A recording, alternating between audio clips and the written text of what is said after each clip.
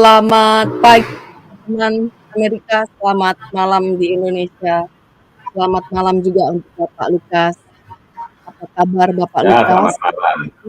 Bapak Yahweh berkati. Semakin hari semakin awet muda nih Bapak Lukas ya. Luar biasa.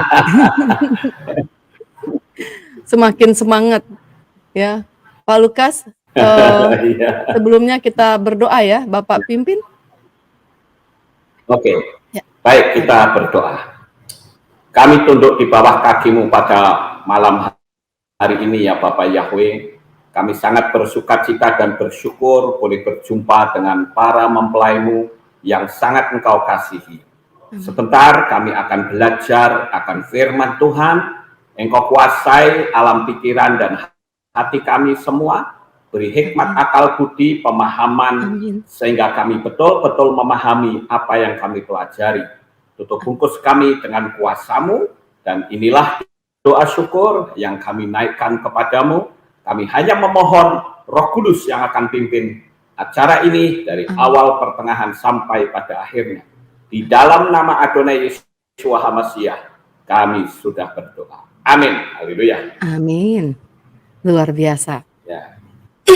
Teman-teman udah nggak sabar untuk belajar bersama Bapak Lukas ya. Pak Lukas, saya akan bantu Pak Lukas untuk memberikan screen, atau Bapak mau bicara dulu atau bagaimana? Ya, oke. Ya, saya ucapkan selamat berjumpa Bapak Ibu Saudara semua yang bisa ikutin streaming ini. Ya, dan saya akan memberikan pembelajaran tentang nama kudus dari Sang Pencipta. Saya akan mulai, saya akan coba share screen dulu. Oke. Ya. Baik, saudara, saya akan memulai. Nah, di sini saya akan ajak untuk kita bersama-sama membaca kitab suci di dalam kitab Nabi Daniel, ya, kitab Daniel, pasal yang ke-12, ayat yang ke-4. Nah, dikatakan demikian. Tetapi engkau, hai Daniel, sembunyikanlah segala firman itu dan meteraikanlah kitab itu sampai pada akhir zaman.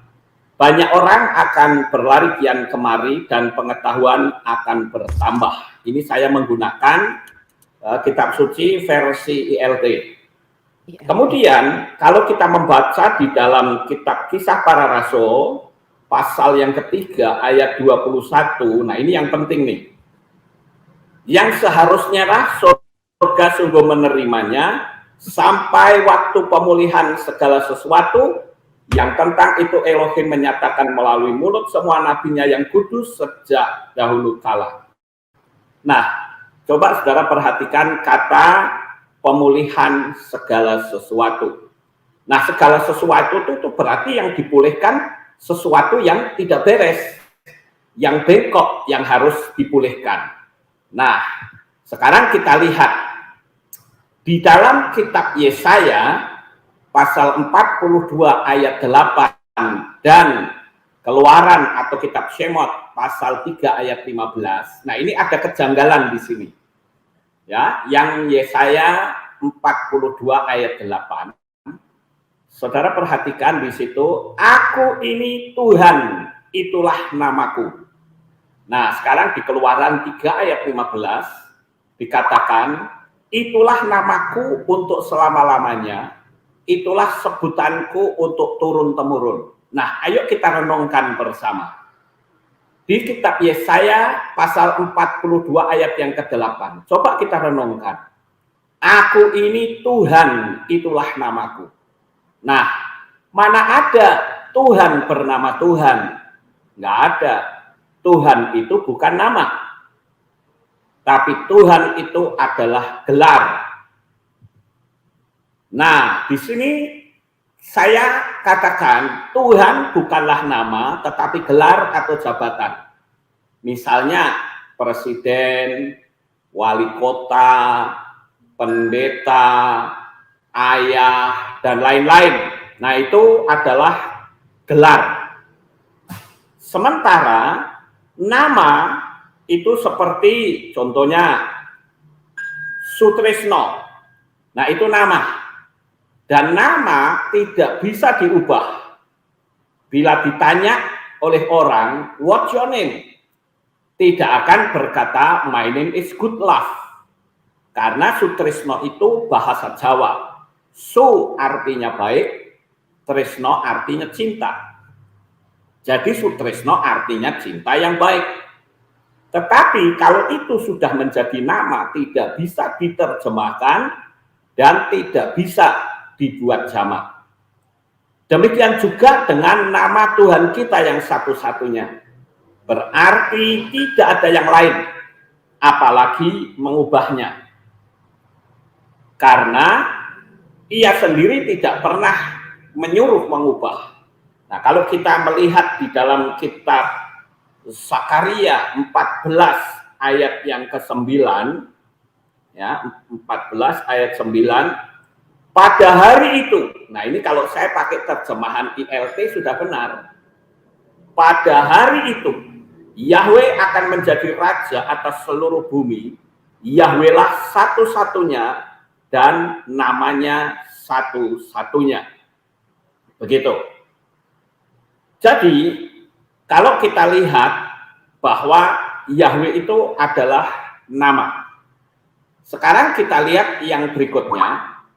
Nah, saya ingin saudara sekalian bisa membedakan antara nama dan gelar. Nama diri atau gelar.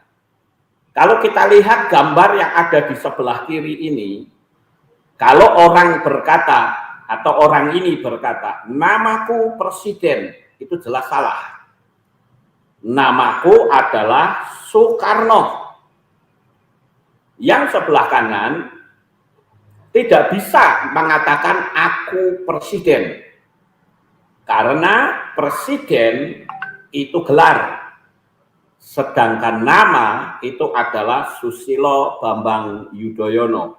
Nah, itu baru nama. Jadi saya ingin saudara-saudara sekalian mengerti, membedakan antara nama dan gelar. Kalau sampai saudara gagal di sini, saudara akan gagal untuk yang akan datang. Belakangnya pasti gagal. Karena saya lihat orang-orang yang anti dengan nama Bapa Yahweh, rata-rata mereka tidak memahami antara nama dan gelar. Sekarang kita lihat yang berikutnya. Seperti ini. Orang ini juga tidak mungkin berkata, namaku presiden. Tidak bisa. Tetapi namaku adalah Joko Widodo. Yang satunya berkata, namaku Joe Biden. Kalau dia berkata namaku presiden, itu salah karena presiden itu bukan nama. Ya. Kemudian sama seperti kita lihat di gambar ini. Gambar yang sebelah kiri, apabila dia berkata namaku bintang film, salah karena bintang film itu bukan nama tetapi gelar. Harusnya dia berkata, namaku Bruce Lee. Yang sebelah kanan, namaku Jackie Chan. Kalau dibilang bintang film, itu salah. Karena bintang film itu adalah gelar. Sama seperti Tuhan. Tuhan itu gelar. Tetapi dia punya nama. Nah, kita akan lihat nanti namanya. Saya ingin memberitahu terlebih dahulu agar saudara sekalian bisa membedakan nama dan gelar terlebih dahulu. Nah, ini juga yang sebelah kiri tidak bisa mengatakan namaku bintang film, karena bintang film itu adalah gelar. Dia akan berkata namaku Sylvester Stallone. Yang di sebelah kanan akan berkata namaku Shah Rukh Khan. Nah, kalau begitu siapa nama Tuhan yang disembah oleh Abraham? Namanya adalah Yahweh. Nah, itu bisa dilihat di dalam kitab Zakaria pasal 14 ayat yang ke-9 yang tadi saya sudah tunjukkan Kemudian Yesaya 42 ayat 8 dan Keluaran 3 ayat 15. Nah, di sini saya akan tunjukkan tentang nama di kitab Sakaria 14 ayat 9, tetapi dalam bahasa Jawa. Dalam bahasa Jawa dikatakan Sang Yehuwah. Nah, ini Yehuwah ini logat Jawa. Tapi saya katakan masih salah. Karena apa? Karena depannya Y. Kalau Y, otomatis orang akan berkata haleluya. Karena haleluya itu adalah singkatan. Halelu artinya pujilah. Yah itu kependekan dari Yahweh. Tapi kalau di sini ditulis Yehuwah itu salah. Harusnya Sang Yahweh. Karena Yahweh itu tidak bisa diganti, tidak bisa diterjemahkan, tidak bisa dibuat jamak. Sang Yehuwah nuli bakal jumeneng ratu, misesani salumahing bumi. Ing wektu iku mung pangeran Yahweh kang jumeneng pribadeni lan mung asmane kang ono. Nah, itu Sakaria 14 ayat 9. Kemudian di bahasa Mandarin. Nah, di teks Mandarin itu saya nggak tahu di grup ini apakah ada yang pandai bahasa Mandarin. Saya terus terang tidak bisa membaca Mandarin, padahal papa saya itu adalah guru bahasa Mandarin. Ya, mungkin saudara bertanya, loh ini Pak Lukas ini kok papanya guru Mandarin, ya, kok nggak bisa membaca? Ya, karena waktu itu saya minta belajar sama papa saya tidak diizinkan. Karena papa saya berkata, kamu nggak usah belajar bahasa Mandarin, karena kamu nanti akan sulit di Indonesia. Karena waktu itu rezimnya Soeharto itu anti dengan orang Chinese. Maka saya tidak usah belajar bahasa Mandarin. Tetapi kalau saudara yang pandai bahasa Mandarin pasti akan bisa membaca teks ini. Saya akan bacakan. Ini saya juga bertanya kepada orang yang pandai bahasa Mandarin, ini bunyinya apa?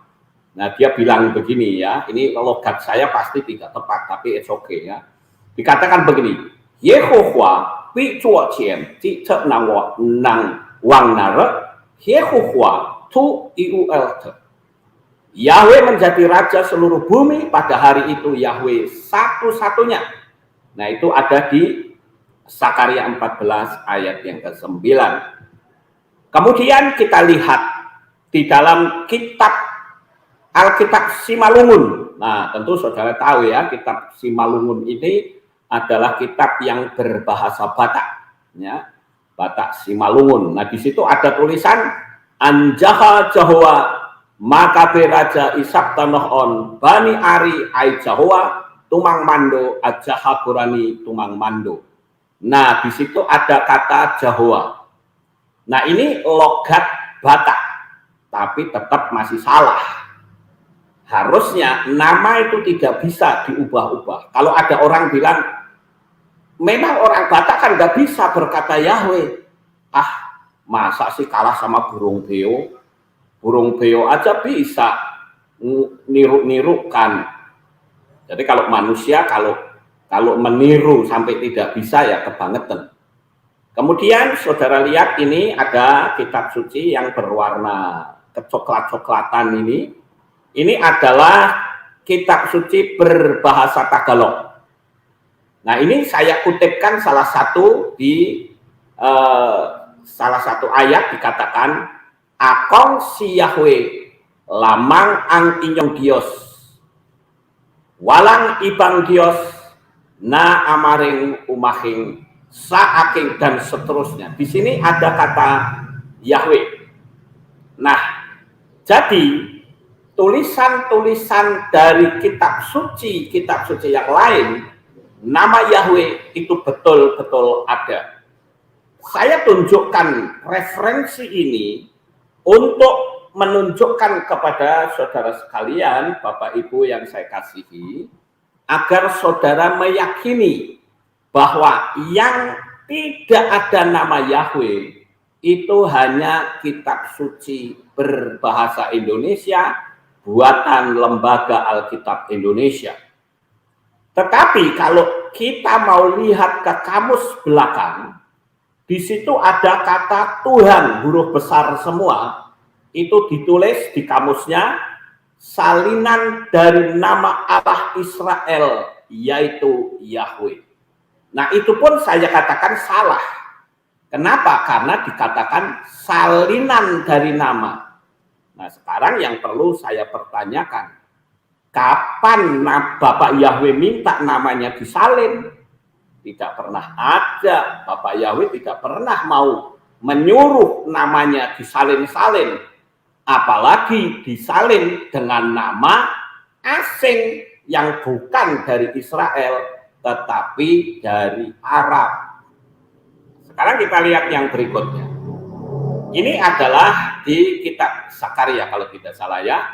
Nah, saudara lihat itu yang saya kasih bulatan. Kemudian saudara lihat bawahnya, itu ada tulisan Yahweh Ehad Ushemo Ehad. Yang artinya Yahweh satu-satunya, namanya satu-satunya. Tidak ada yang lain. Kemudian kita lihat lagi di Theological Workbook of the Old Testament. Ini ditulis oleh R. Light Harris, Listen R. Archer Jr. dan Bruce K. Walkie. Nah, sekarang kita lihat dalamnya apa. Nah, di situ, cuman mungkin kalau yang pakai HP kecil kali ya tulisannya ya. Itu ada tulisan Yahweh.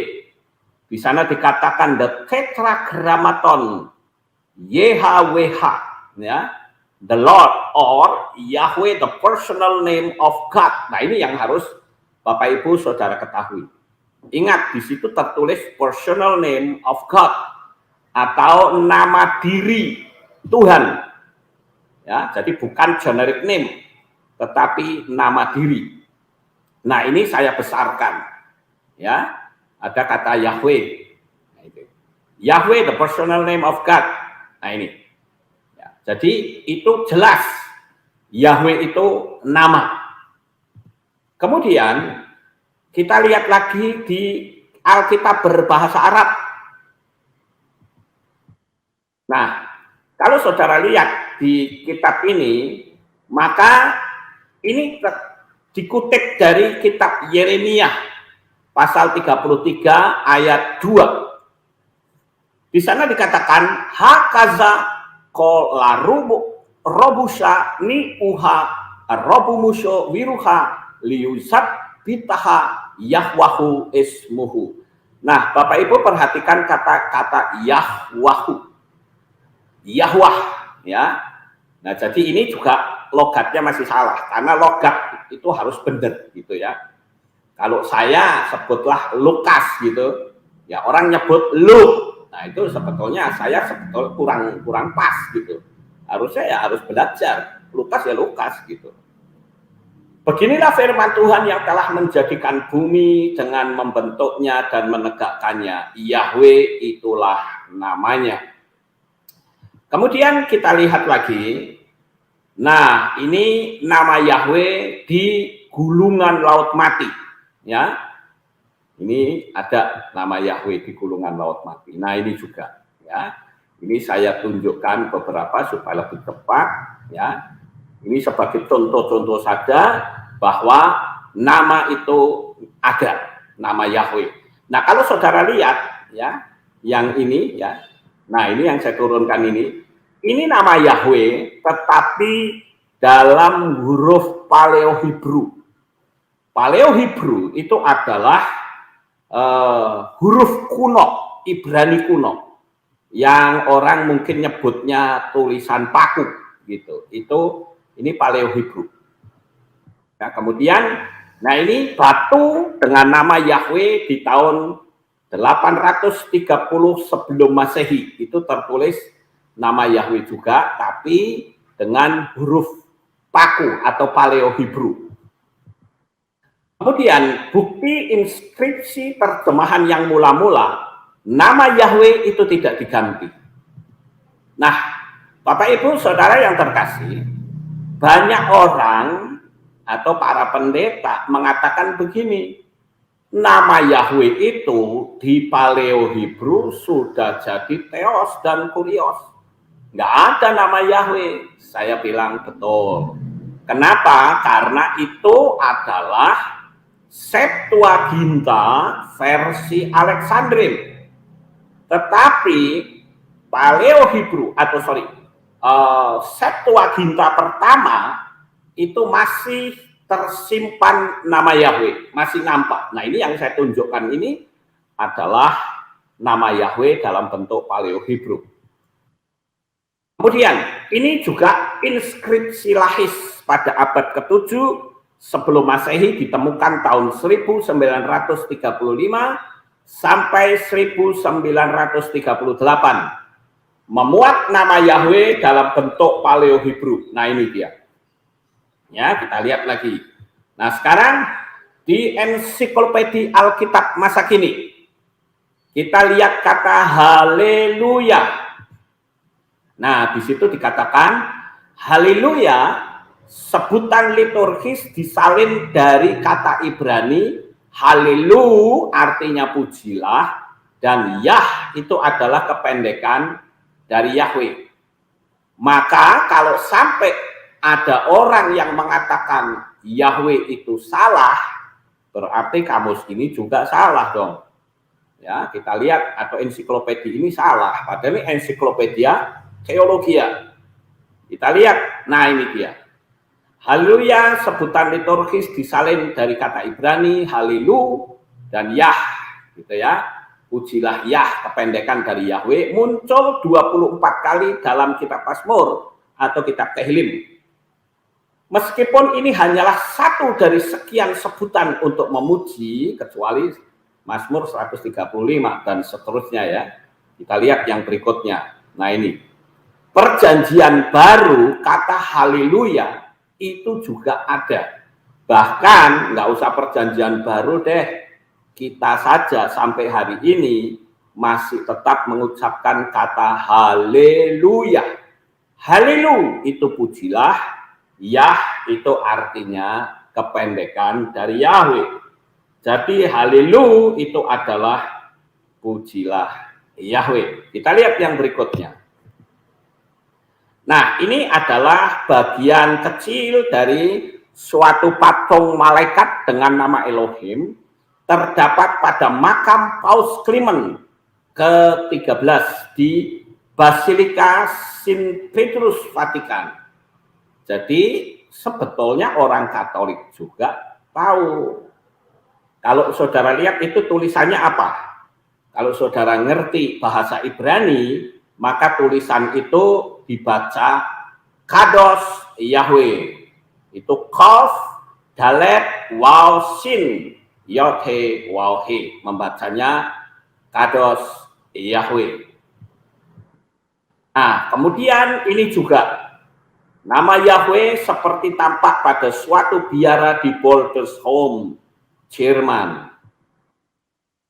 Kemudian mata uang Jerman tahun 1635. Coba Bapak Ibu Saudara bayangkan, mata uang Jerman loh bisa ada nama Yahweh. Sementara $1 Amerika nggak ada nama Yahweh. Adanya ya si mata satu gitu.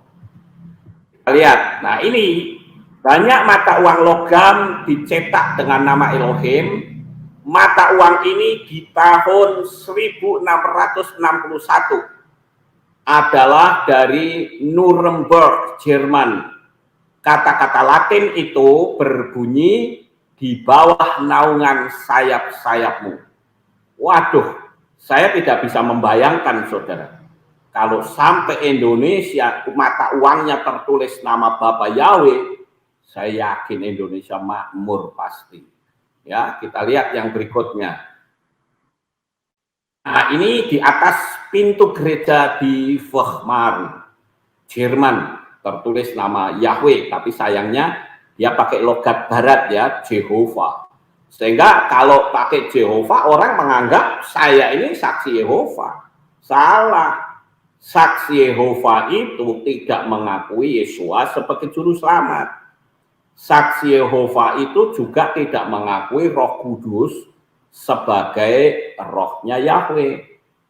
Tetapi saya mengakui bahwa Roh Kudus adalah rohnya Yahweh dan Yesua adalah juru selamat. Kita lanjut. Ini inskripsi batu dalam nama Yahweh di Bavaria, Jerman. Kalau saudara lihat itu di atas ya, di atas bingkai itu ada tulisan Iova, Kusto dan seterusnya itu ya. Kemudian ini juga buku doa Jerman tahun 1770. Nah, saudara bisa lihat itu tulisan yang paling bawah itu ada tahun penulisannya ya. Tahun 1770 ya. Namanya Johann Jacob Kramer. Kemudian kita lihat yang berikutnya. Dan pada sebuah batu nisan tahun 1845 di Harnanslag, Austria bawah, itu ada tulisan Yehova. Dan itu sebetulnya ya, yang betul ya Yahweh tetap bagaimanapun. Ini hanya logat-logat saja. Kalau saya daripada mengucapkan logat, ya lebih baik kata yang aslinya. Kemudian ini juga ya, ini juga tulisan Yahweh ini. Ini Katedral Santo Marcos Venesia. Nah, ini terus terang materi ini sebetulnya kan untuk para gembala. Saya lalu mengatakan sebagai seorang gembala sidang, apakah benar jemaat sudah diajar untuk memasyurkan nama Yahweh selaku Bapak Surgawi kita? Itu ada ayat-ayatnya, saya tidak perlu baca, nanti Bapak Ibu Saudara cek sendiri ayat-ayat itu ya. Atau yang terjadi justru sebaliknya, malah melupakannya dan menggantikannya dengan nama sesembahan kepercayaan lain yang bukan dari Israel. Padahal Tuhan menyuruh supaya namanya dimasyurkan. Saya juga akan memberikan ayat-ayat yang lain di dalam kitab Divre Hayamin Aleph atau 1 Tawarikh 16 ayat yang ke-8. Di dalam teks berbahasa Ibrani dikatakan Hodula Yahweh kir ubismu. Bersyukurlah kepada Yahweh, panggillah namanya. Loh, itu kalimat perintah loh Bapak Ibu. Ya, kalimat perintah itu. Jadi kalau yang namanya perintah dilaksanakan dapat pahala, tidak dilaksanakan itu dosa. Ya. Kemudian di kitab Tehillim atau Mazmur 105 ayat yang pertama juga sama. Yesaya 12 ayat 4 juga sama. Kita lihat yang berikutnya. Nah, Hosea 2 ayat 15-16. Maka pada waktu itu demikianlah firman Yahweh, engkau akan memanggil aku suamiku atau mempelai dan tidak lagi memanggil aku Baalku. Lalu aku menjauhkan nama para Baal dari mulutmu, maka nama mereka tidak lagi disebut. Nah, ini nubuatan dari kitab Hosea. Jadi kita yang sudah mengerti nama Bapa Yahweh, ya kita tidak boleh menyebut nama Baal dari mulut kita.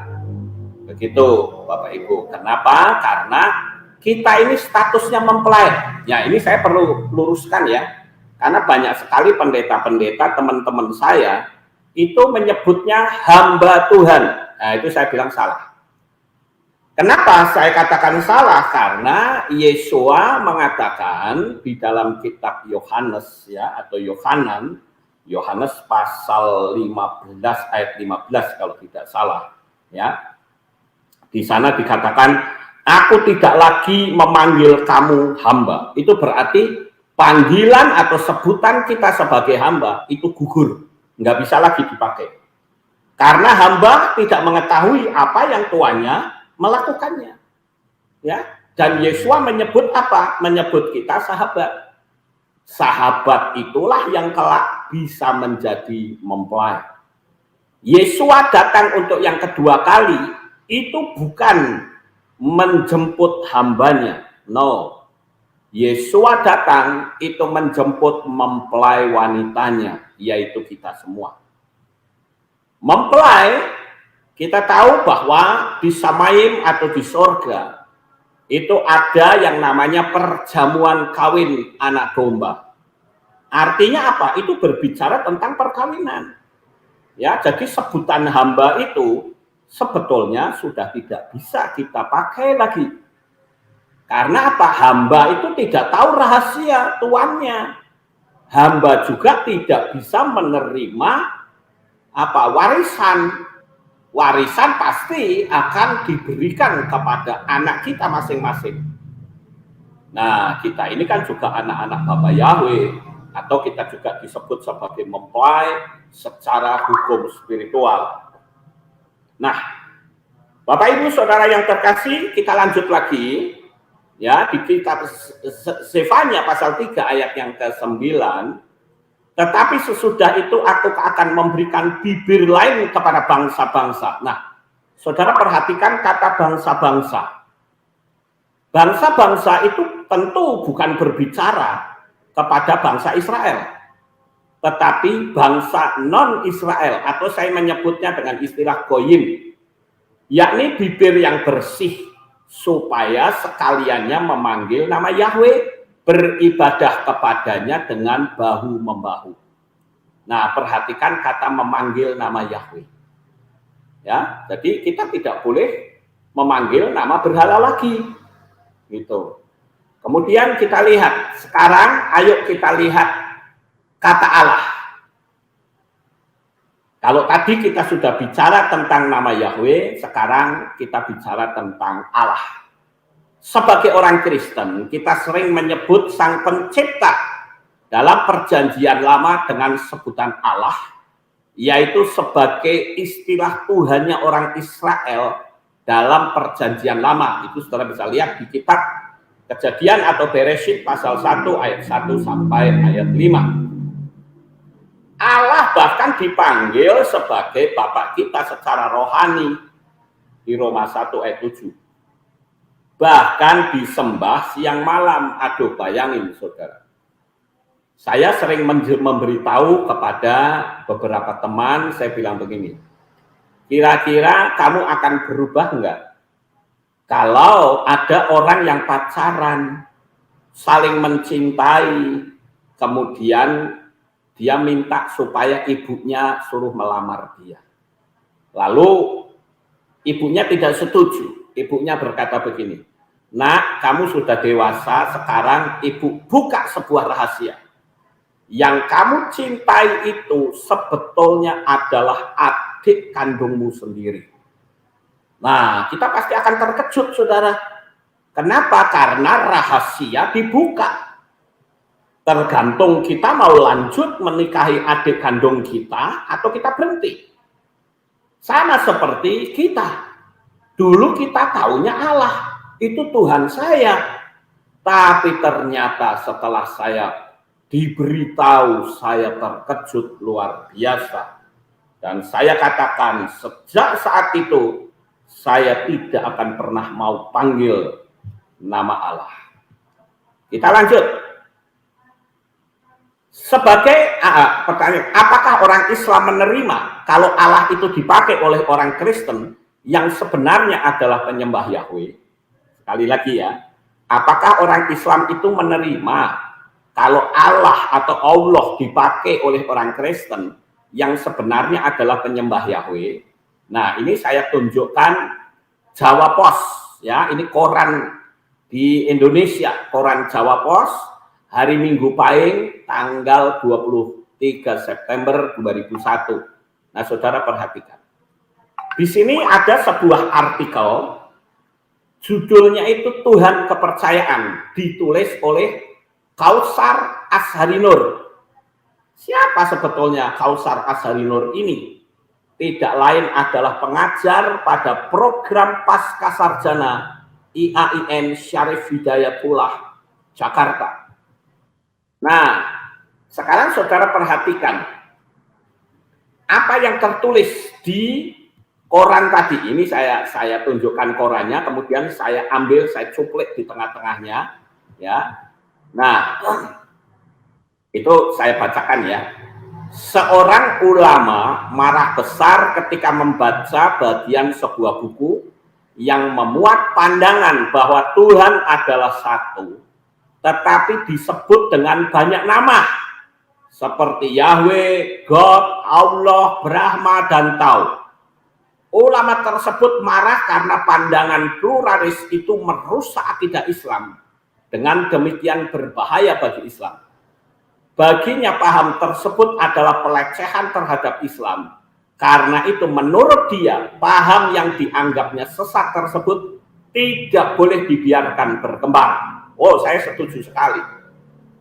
Bagi sang ulama, Allah adalah satu-satunya Tuhan yang benar. Yang sebenarnya, Yahweh, Brahma, dan Tao bukanlah Tuhan yang sebenarnya, tapi adalah Tuhan palsu. Yaitu terserah, karena yang ngomong orang Islam.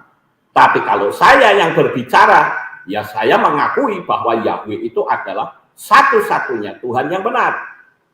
Saya lanjut. Baginya Tuhan yang dipercayai dan disembah umat Islam berbeda dengan Tuhan yang dipercayai dan disembah umat Yahudi, Kristen, Hindu, dan Taois. Kita lanjut yang berikutnya. Nah ini saudara perhatikan. Nah, jika kita mengakui bahwa Allah itu adalah Tuhan, berarti sama saja mengakui bahwa Yahweh adalah Tuhan buatan manusia. Nah, sekarang kita lihat majalah Sabili. Ya, ini majalah Sabili ini adalah majalahnya, ya saudara tahulah, ya. Saya nggak perlu sebut ya Bapak Ibu, ini majalah Sabili ini, ya. Kita lihat aja di majalah Sabili ini, ya. Isinya apa? Ini nomor 14 ya, tanggal 30 Januari 2004. Kita lihat isinya. Nah, itu dia. Bimbingan tauhid Allah dan Elohim. Mana yang dipilih? Nah, sekarang kita akan lihat apa yang ditulis oleh majalah Sabili itu. Kita perhatikan di sini ya. Nah, siapakah Allah? Atau siapakah Allah? Secara etimologi, kata Allah atau Arab itu terdiri dari huruf alif, lam, dan ha.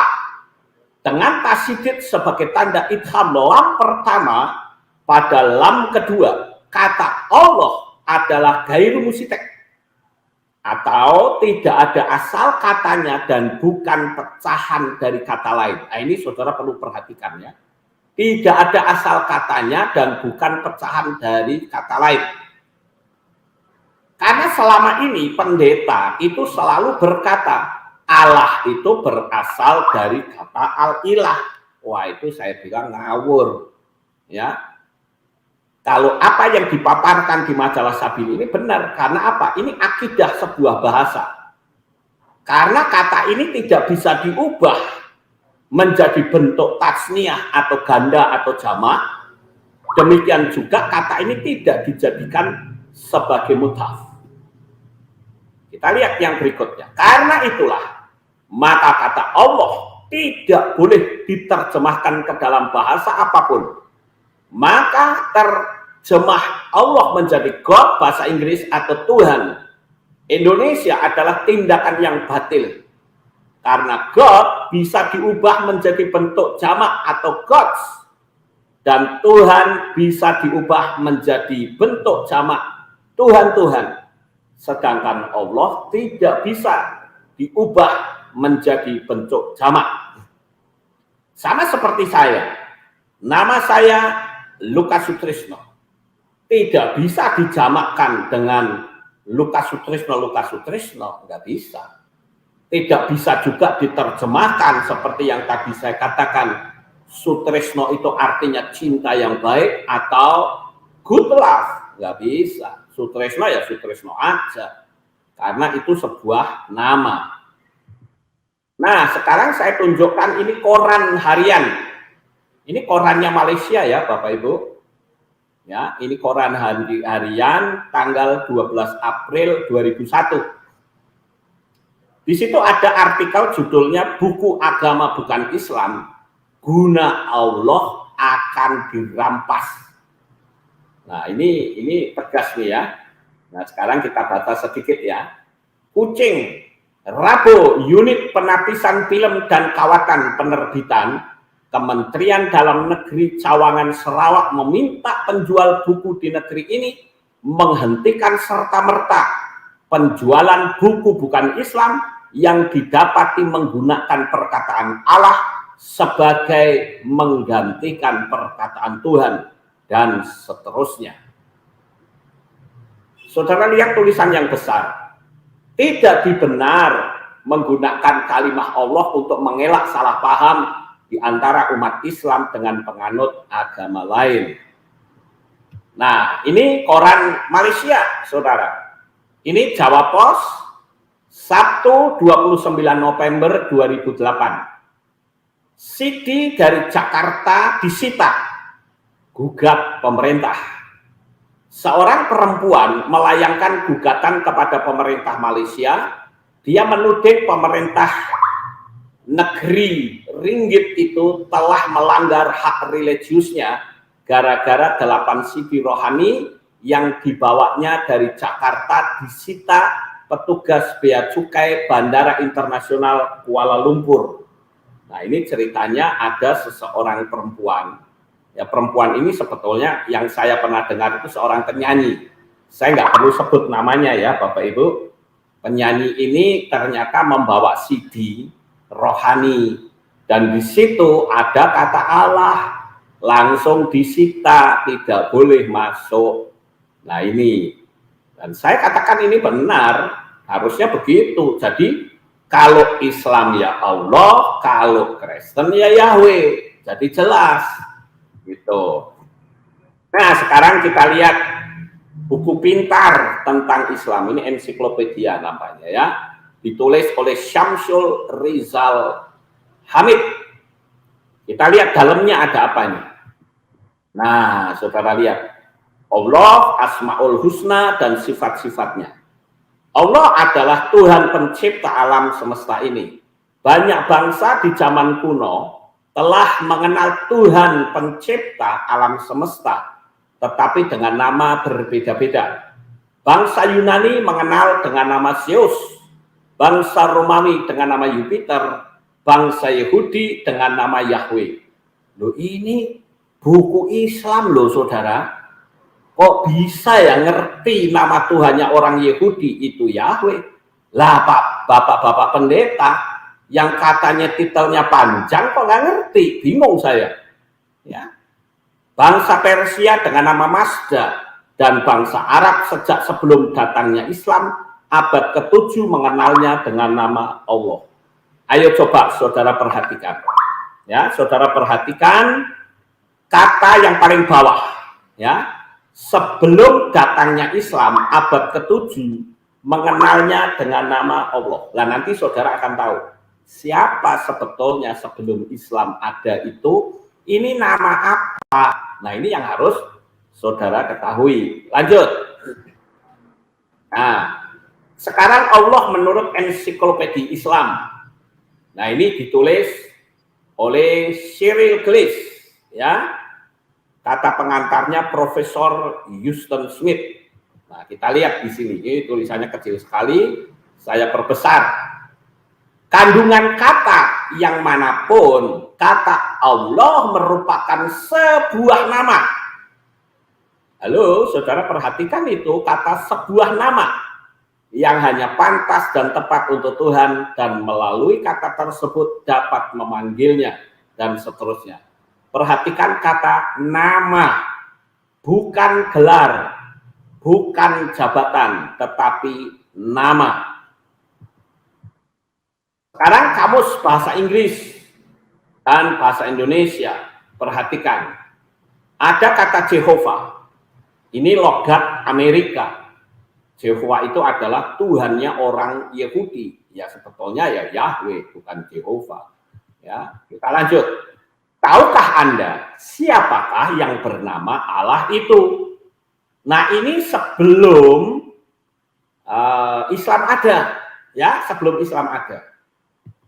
Nah, saudara perhatikan. Allah itu adalah nama dewa yang disebut-sebut suku Quraisy, bangsa Arab bersama-sama dengan Alata dan Dewi Al-Uzza. Dan ini saudara bisa temukan di kelengkapan Karib Nabi Muhammad SAW oleh Kiai Haji Munawar Khalil jilid 1 halaman 223. Sekali lagi, nama ini adalah saat sebelum Islam ada. Jadi ini Islam belum lahir, saudara. Kemudian yang kedua, Allah is the name of pagan deity from Babylon. Nah, saudara perhatikan itu. Kata the name. Name itu yang harus saudara perhatikan. Jadi itu nama ya. Walaupun oleh orang Kristen, oleh pendeta-pendeta katakan Allah itu bukan nama. Kenapa? Karena belakangnya dikasih nya. Allahnya. Ya salah. Nama nggak bisa dikasihnya. Itu loh.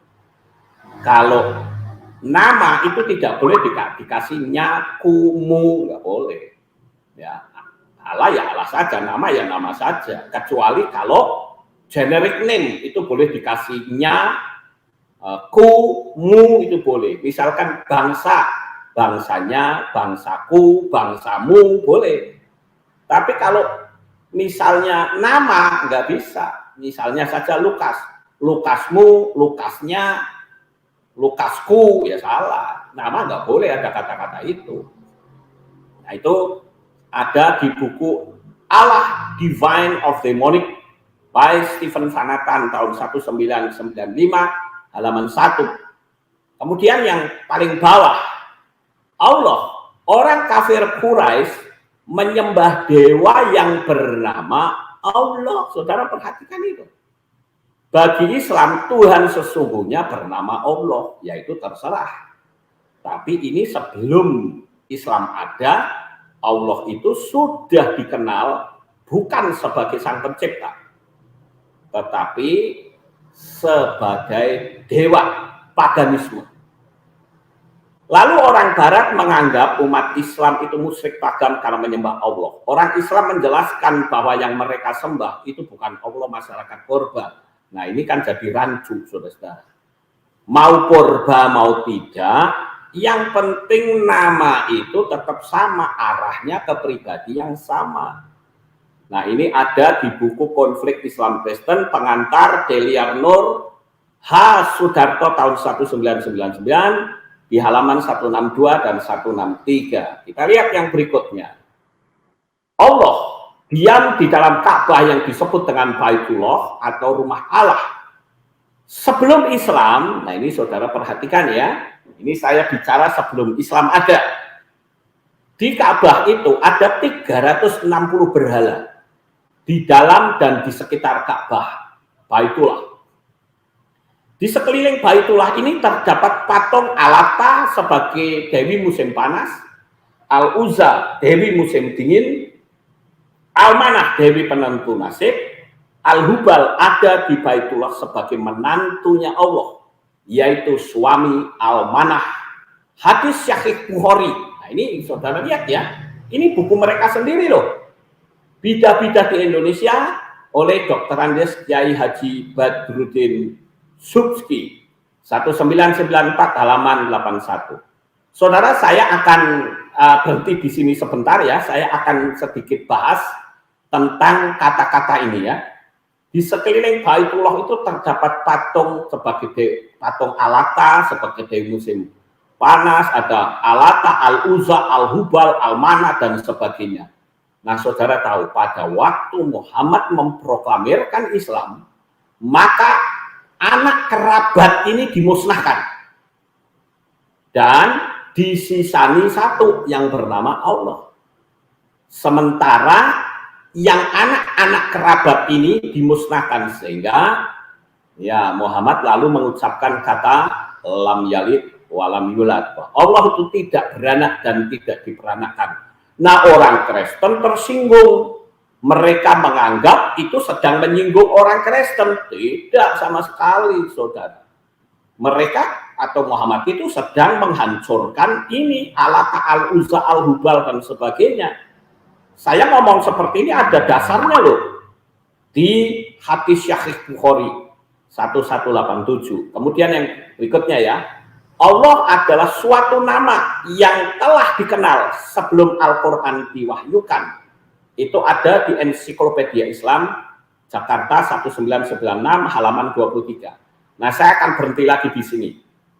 Nah, Bapak Ibu yang terkasih, kalau seandainya saya punya madu 1 botol, kemudian bukan madu, tetapi racun. Saya punya racun 1 botol. Kemudian racun itu saya kletek namanya, saya ganti dengan kata madu. Lalu saya teriak-teriak, saudara-saudara, saya punya madu yang menyehatkan. Saya yakin saudara pasti percaya, karena saudara melihat etiket. Tetapi sebetulnya dalamnya itu bukan madu, tetapi racun. Pertanyaannya adalah, apakah dengan saudara minum etiket yang bertuliskan madu, lalu saudara jadi sehat benar? Tidak. Saudara akan mati kan minum racun. Kenapa? Karena eksistensi racun itu tidak bisa diubah hanya karena mengubah etiketnya saja. Tidak bisa. Kemudian yang paling bawah, Allah adalah nama Tuhan dalam bahasa Arab. Ingat, ada kata nama. Ya, kita lihat yang berikutnya. Nah, ini adalah Al-Quran berbahasa Belanda. Ya, ini Al-Quran berbahasa Belanda. Saudara lihat, di sana dikatakan Inam van Allah. Nah, Inam itu dalam nama Allah. Kenapa? Kok Allah, saudara? Karena Allah itu nama. Ale, Lovlich, Allah, the Hirder, dan sebagainya. Allah itu nama. Makanya Al-Quran berbahasa apapun, Allah tidak akan hilang. Saya mau bertanya kepada Bapak Ibu Saudara sekalian, adakah orang Amerika memanggil kata Allah? Tentu tidak. Kecuali mereka yang beragama Islam baru memanggil Allah. Tapi kalau orang Amerika yang tidak Islam, dia tidak mungkin memanggil Allah. Kita lanjut yang berikutnya. Nah, ini Al-Quran, ya, ini Roman Translation, the Holy Quran. Nah, ini saudara lihat. Dalam bahasa Inggris, ada kata in the name of Allah. Nah, in the name of Allah itu, bahasa Arabnya adalah Bismillahirrahmanirrahim. Ya, Bismillah itu artinya dalam bahasa Ibrani ini besem. Besem itu dalam nama. Bahasa Arabnya Bismi.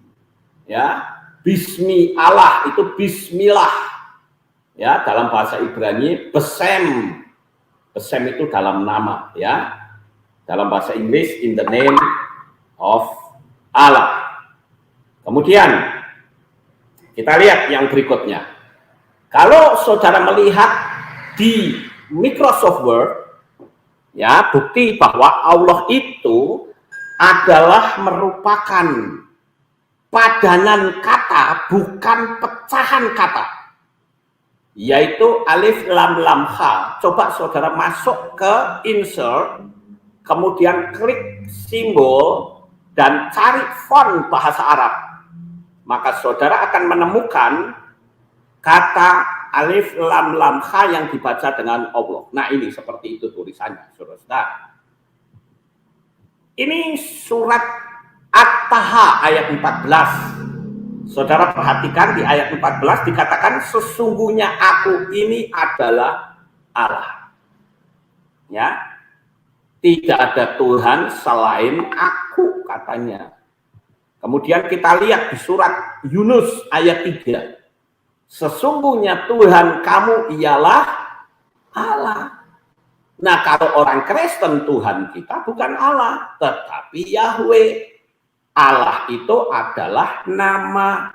Tapi orang Kristen sudah menjadikan gelar. Makanya disebut Allahnya.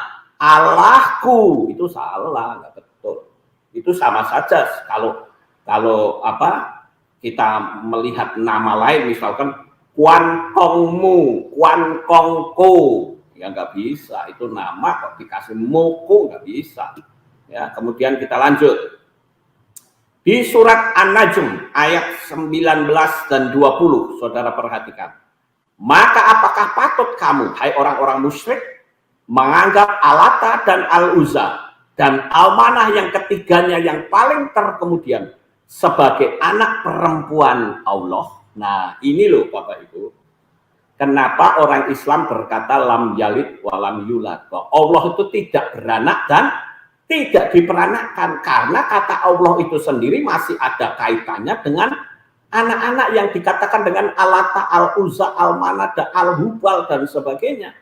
Tapi waktu Muhammad memproklamirkan Islam, itu nama-nama anak-anak menantu Allah itu dimusnahkan. Sehingga tidak ada lagi kata anak Allah. Cuman orang Kristen tersinggung, katanya itu nyinggung dia. Saya bilang tidak, mereka sedang berbicara sendiri. Ngapain kita tersinggung? Ya, kalau kita kan memang ada istilah Elohim Bapa, Elohim Anak, kan begitu ya. Tapi sebetulnya kita paling tepat berkata Yahweh Elohim. Anak ya Yeshua Hamasiah atau Adonai Yeshua Hamasiah. Nah, sekarang kita lihat buku Passing Over. Buku Passing Over ini ditulis oleh Muhammad Wahyuni Nafis. Ya, itu di Muhammad Wahyuni Nafis itu adalah yang saya ambil dari materinya dia, ya. Muhammad Wahyuni Nafis. Nah, itu saudara-saudara, itu editornya, itu pengantarnya adalah Dr. Nor Kolis Majid. Sekarang kita lihat dalamnya. Nah, saudara perhatikan ini, saya perbesar ya sedikit. Nah, ini dia. Kata Allah sendiri sudah dikenal jauh sebelum Islam datang di Arab. Nah, namun di sini, saudara, ini ada perbedaan nih. Namun Allah dalam pengertian orang Arab pra-Islam berbeda dengan Allah dalam Islam.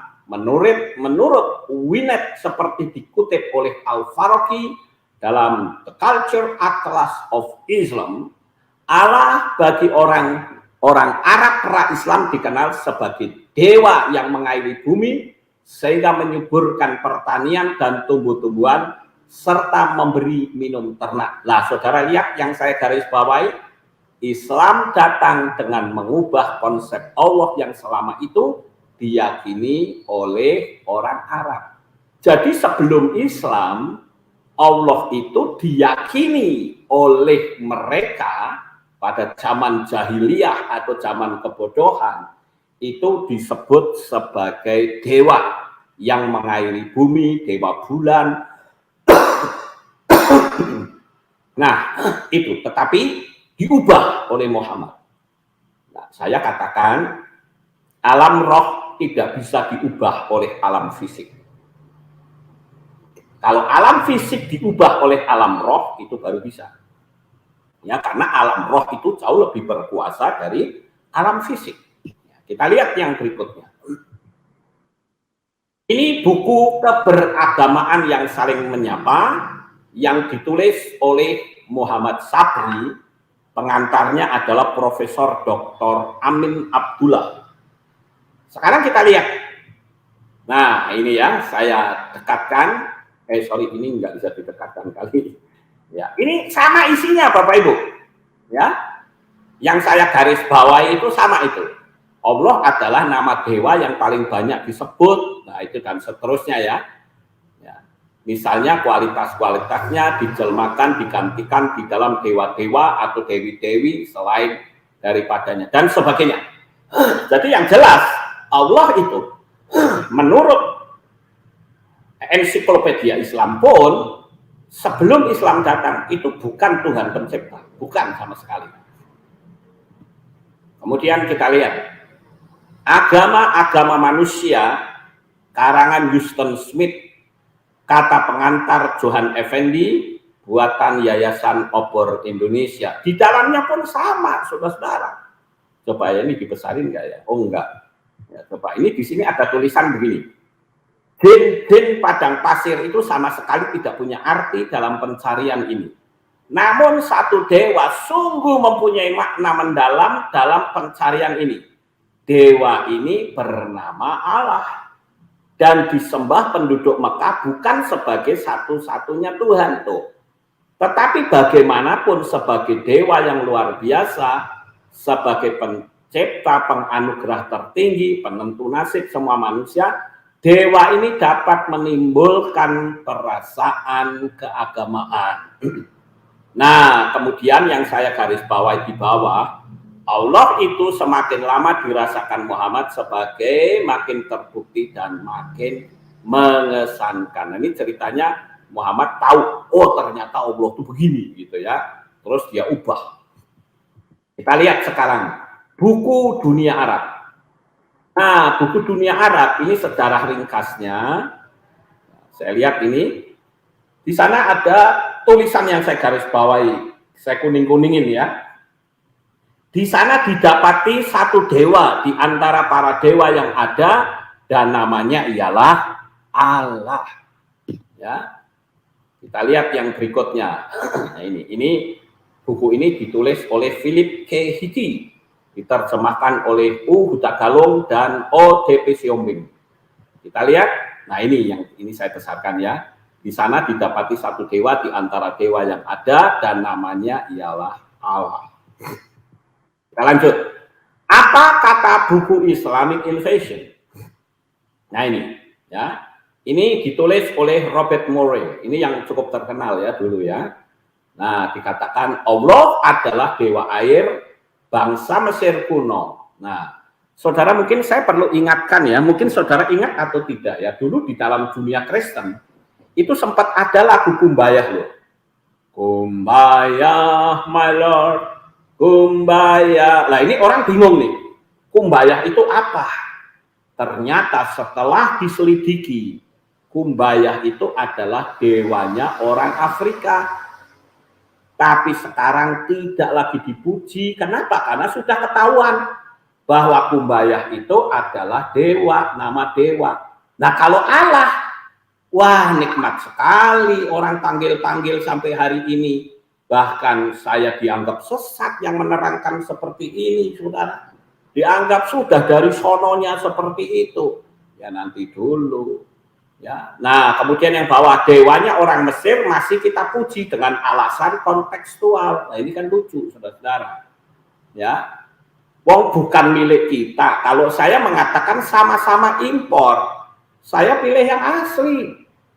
Allah itu kan impor dari Arab, Yahweh itu kan impor dari Israel.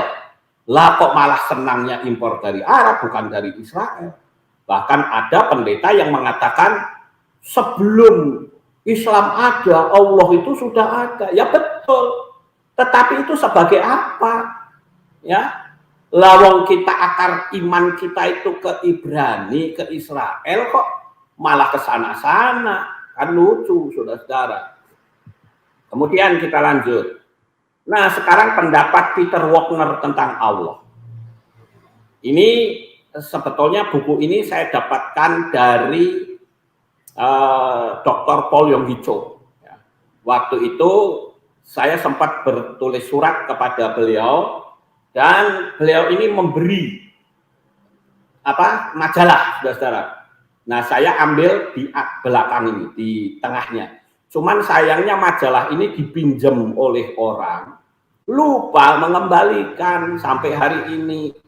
Cuman saya bersyukur karena buku ini atau majalah ini sudah saya scan. Nah, saudara lihat pendapat dari Peter Wagner. Peter Wagner is the counselor of the Wagner Leadership Institute in Colorado Springs. Nah, sekarang apa kita lihat dalamnya? Nah, ini buku, ini majalahnya ya, saudara. Itu Church Grow, ini pertumbuhan gereja di tahun 2002. Sekarang kita lihat dalamnya, terbitan Yoido Full Gospel Church Korea. Nah, ini dia. Nah, sekarang saya dekatkan yang bertuliskan merah. Nah, itu dia. Since September 11, the name Allah has been appearing in our national media day after day. Who is Allah? Loh, sekarang saudara perhatikan. Apa yang membuat Peter Wagner ini menulis artikel dengan judul Siapakah Allah? Itu karena adanya dua menara kembar itu loh. World Trade Center yang katanya ditabrak oleh pesawat itu. Nah, itu kan 11 ya, September tanggal 11. Nah, sekarang kita lihat ya. Nah, ini. Kita juga harus waspada bahwa Allah itu bukanlah mediator antara Tuhan dan umat manusia. Ini Peter Wagner loh yang ngomong, saudara, bukan saya. Saya cuma membunyikan saja. Ya. Kemudian saudara lihat, ya, itu dalam bahasa Inggris ini yang saya terjemahkan di bawah, dikatakan Tuhan tidak mendirikan kelipatan jalan menuju ke surga. Dia telah kirimkan putranya supaya setiap orang yang percaya kepadanya tidak binasa, tetapi mendapatkan kehidupan yang kekal. Di dalam kitab Yohanan atau Yohanes 3 ayat 16. Itu yang tidak percaya dalam Yesua, termasuk yang menyembah Allah, ditentukan untuk menghabiskan waktunya di neraka yang kekal. Mereka berada di jalan yang salah. Ya, itu terjemahannya begitu kira-kira. Kemudian, jangan membuat kesalahan tentang hal ini. Allah bukanlah pencipta. Nah, ini saudara ya, sekali lagi, Allah bukanlah pencipta. Dia adalah ciptaan. Laporan arkeologi menunjukkan dia adalah salah satu dari 360 dewa. Semuanya adalah roh-roh setan yang disembah oleh suku-suku yang berbeda dari Arab jauh sebelum Muhammad ada. Ya. Nah, Quraisy itu adalah sukunya Muhammad. Ya, kita lihat yang berikutnya. Apa kata Mr. Syabir Ali tentang Allah? Nah, ini. Dia katakan Yahweh atau Jehovah bukanlah Tuhan pencipta langit dan bumi. Ya, kalau Syabir Ali ngomong begitu, ya kita nggak perlu tersinggung, saudara. Kita justru bersyukur. Kenapa? Karena kalau dia ngomong begitu, itu artinya bahwa Yahweh itu tidak sama dengan Allah. Ya, Tuhan sesungguhnya pencipta langit dan bumi bernama Allah. Nah, ini sekarang tinggal saudara mau pilih. Pilih Yahweh atau pilih Allah. Itu sama-sama nama. Jangan sampai kita ngotak-ngatik sendiri, ngarang-ngarang sendiri, sehingga kita berpikir kita nyebut Allah juga nggak apa-apa. Ya kalau bilang nggak apa-apa ya saudara teriak aku anti Tuhan juga nggak apa-apa. Coba saudara teriak yang keras, aku anti Tuhan gitu, nggak apa-apa. Kita nggak akan mati, tapi nanti kalau kita mati urusannya jadi panjang. Kita lihat yang berikutnya. Nah, ini saya tinjau dari sisi arkeologi, saudara-saudara. Kalau tadi dari sisi bahasa, dari sisi agama, sekarang kita lihat dari sisi arkeologi. Tahun 1950 di Hazor di tanah Kanaan dekat perbatasan Lebanon telah ditemukan dua patung manusia duduk di atas tahta dengan lukisan bulan sabit tergores di dadanya. Sedang inskripsi-inskripsi yang terdapat di dekat patung-patung tersebut menjelaskan bahwa semuanya itu adalah dewa bulan. Perhatikan kata dewa bulan. Makanya ya tempat-tempat ibadah mereka kan ada gambarnya bulan. Siapa yang ngarang? Ya memang spiritnya begitu. Ya. Kemudian ini ya di daerah lain di Arab Utara pada abad 19 dikumpulkan ribuan inskripsi dan relief-relief yang semuanya menunjukkan adanya penyembahan kepada anak-anak Allah, yaitu Al-Uzza, Al-Mana, bersama dengan Allah, yaitu Dewa Bulan, yang tergores dalam lukisan sebagai bulan sabit. Nah, makanya sekali lagi, kalau orang Islam berkata, lam yalid walam yulad, bahwa Allah itu tidak beranak dan tidak diperanakkan, itu bukan menyinggung orang Kristen, tetapi dia sedang memberesi, yaitu anak-anaknya si Allah yang dikenal dengan Al-Uzza, Al-Mana, Al-Hubal, dan sebagainya. Kita lihat yang lain. Nah, ini di dalam kitab Shemot atau kitab Keluaran pasal 20 ayat 3, di sana dikatakan, Lo yihyelecha Elohim achrem al-panaim. Jangan ada padamu Elohim lain di hadapan. Di Mazmur atau Tehillim 96 ayat 5, di sana dikatakan, Ki kol Elohim ha'amim elilim wa Yahweh syamayim asa. Sebab segala Elohim atau Tuhan bangsa-bangsa adalah berhala, dan Yahweh lah yang menjadikan langit. Ya, jadi jelas sekali di kitab Mazmur ini yang jadi sesembahan adalah Yahweh. Di luar itu ya menurut Mazmur itu berhala semua gitu loh. Sekarang kita lihat di Chick Publication. Ini saya lihat di internet sudah nggak ada ya, ini sudah dihapus. Nah, bagaimana nama Tuhan itu bisa hilang dan berubah menjadi Tuhan atau Allah dalam kitab suci kita? Nah, ini saudara harus tahu sejarahnya. Ya, sebelum abad 13, penduduk Indonesia itu tidak mengenal sebutan Allah ataupun Elohim atau Yahweh, bahkan tidak kenal. Yang mereka kenal adalah Sang Yang Widi, Brahma, Wisnu, Siwa, Ganesha, Buddha, Hindu. Karena agama Hindu dan Buddha sudah lebih dahulu masuk. Kemudian pada abad 13 datanglah pedagang-pedagang Arab ke Indonesia, berdagang sambil menyebarkan agama Islam. Ketika Islam mulai diterima di Indonesia, saat itulah sebutan Allah mulai tersebar dan dikenal oleh orang Indonesia. Nah, saudara yang terkasih, kita juga melihat di sini, ya, ada sejarah yang lain, yaitu munculnya penginjil-penginjil yang masuk, saudara. Penginjil-penginjil dari Jerman, itu Joseph Kahn, itu menginjil ke Maluku, Riedel dan Schwartz ke Minahasa, Valentin ke Sangitta Laut, Deninger ke Pulau Nias, dan Nommensen ke daerah Tapanuli. Mereka datang membawa kitab suci berbahasa Jerman, dan kata Elohim itu telah diterjemahkan menjadi God dalam bahasa Jerman.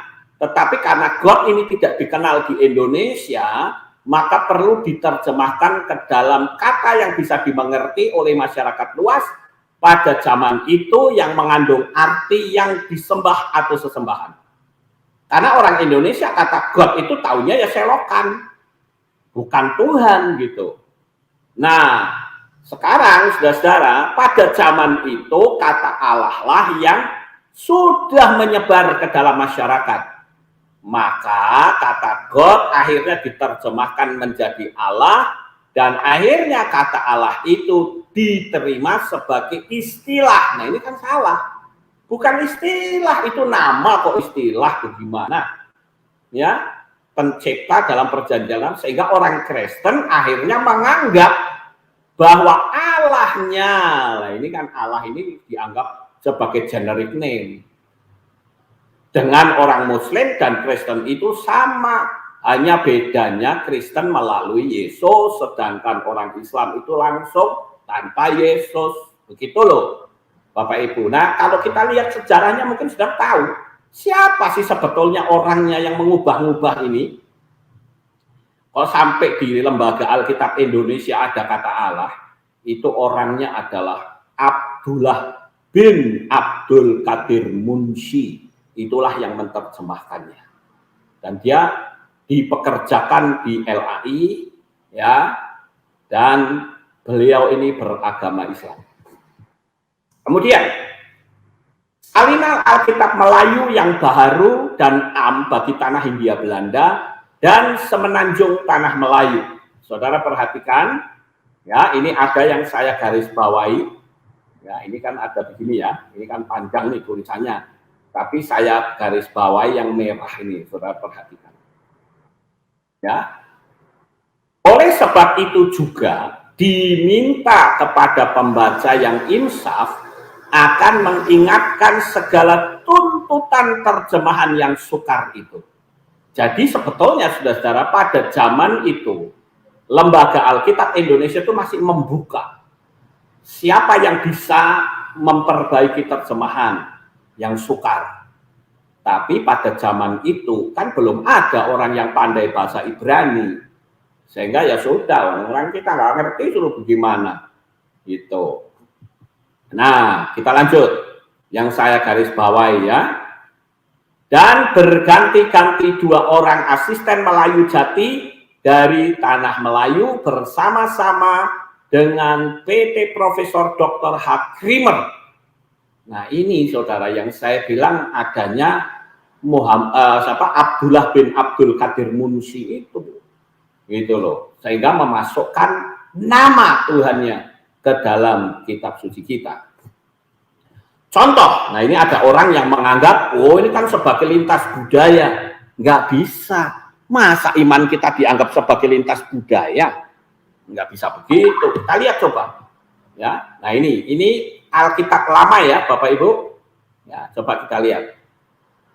Di kitab Yahya atau Injil Yohanes atau Yohanan di ayat 17 di pasal berapa itu ya? Saya lupa itu. Karena Taurat itu diberikan oleh Musa, tetapi karunia dan kebenaran telah jadi oleh Isa Al-Masih. Gimana ini Alkitab kok bukan nama Yesua, malah Isa Al-Masih? Ya Bapak Ibu, nah itu saya bilang nggak tepat. Coba saudara usir setan tuh dalam nama Isa Al-Masih, nggak bisa. Ya, kita lihat yang berikutnya. Nah ini kan Injil Kudus yang tersurat oleh Yahya. Nah ini, nah, kita lihat. Ada seorang yang berusaha keras mempertahankan kata Allah dengan bermacam-macam cara, dengan berkata bahwa Allah itu kognet dengan Eloah, Elohim bahasa Ibrani, dan Elah bahasa Aram, serta Allaha bahasa Syria. Apakah ini benar? Nah ini yang ngomong nih orang teolog, Bapak Ibu. Kalau orang teolog merasa sudah nyaman, sehingga dia berusaha untuk ngeles, menghindar gitu loh. Yang penting kata Allah tetap dipakai, nggak mau keluar dari kenyamanan. Itu kebenaran tidak disampaikan, sehingga mereka mengatakan bahwa Allah itu adalah kognet dengan Eloah, Elohim dan sebagainya. Salah, nggak betul. Nah ini penerangan yang betul. El itu artinya kuat. Dalam bahasa Arab diterjemahkan il. Dari bentuk dasar el menjadi Eloah atau ilah yang berarti sesembahan. Baik Eloah, Elah, Ilah, Allaha bukanlah nama diri, melainkan istilah Timur Tengah bagi yang disembah. Jadi Eloah itu kognet dengan kata ilah dan bukan Allah, karena Allah itu nama ilah. Quran surat 20 ayat 14, yaitu ilahnya orang Arab. Quran surat 27 ayat 91, yang berdiam di Mekah. Quran surat 6 ayat 3. Sebagai bukti bahwa Allah itu nama dan bukan gelar, terbukti bahwa Allah itu tidak bisa dibuat jamak. Ilah bentuk jamaknya apa? Alihah. Eloah bentuk jamaknya apa? Elohim. Nah, coba bentuk jamaknya Allah apa? Demikian juga Yahweh. Sebagai nama diri tidak bisa dibuat jamak. Sekali lagi, baik Yahweh maupun Allah itu dua oknum roh dan kuasa yang berbeda. Sadari ini sebagai suatu fakta penting agar kita jangan gegabah mengganti Sang Pencipta, yaitu Yahweh, menjadi Allah. Dalam Alkitab LAI pergantian ini kurang lebih 297 kali. Kita lihat, orang ini mengatakan, ya ini para teolog tadi ya, ini saya catat ini, orang ini ngomongnya begini, ada dugaan. Loh ini gimana sih? Orang ceramah kok ada dugaan? Itu kan menduga-duga namanya. Yang namanya ceramah memberi pengajaran ya harus pasti. Jangan bilang ada dugaan. Lah kalau dugaan kan belum tentu benar. Ya, di situ dia katakan begini. Ada dugaan, istilah bahasa Ibrani, Eloah adalah bentuk paling dekat dengan kata Arab ilah Allah. Banyak muncul dalam kitab-kitab yang penulisannya dekat dengan suku-suku Arab. Nah, sekarang perhatikan ini kata-kata Ibrani yang paling dekat dengan kata Allah. Ya, ini kata Ibrani yang dekat ya. Nah, saudara lihat di situ yang saya kasih garis merah ya, itu ada kata ha'ala. Ya, ha'ala. Ha'ala itu ya ini artinya pohon besar, saudara. Itu ada di dalam kitab Yosua 24 ayat 26. Ya, itu kata yang dekat dengan kata Allah. Nah, ini ta'ala teha. Nah, ini ta'ala teha itu artinya kutuk. Ini kata yang dekat dengan kata Allah. Itu ada dalam kitab Ratapan atau Ekah pasal 3 ayat 65. Nah, sekarang ini tulisan dari Profesor Dr. Krimer tentang agama Islam. Loh, ini yang ngomong Profesor Doktor loh, saudara. Ya, jadi saudara harus tahu ini teks ini yang nulis Profesor Dr. Krimer. Ya, saya cuma bunyiin saja. Coba lihat ini isinya apa. Nah, tentang agama bangsa Arab pada masa sebelum Nabi Muhammad dapat dikatakan bahwa mereka masih biadab dan menyembah berhala. Mereka menyembah matahari dan bulan dan bintang-bintang.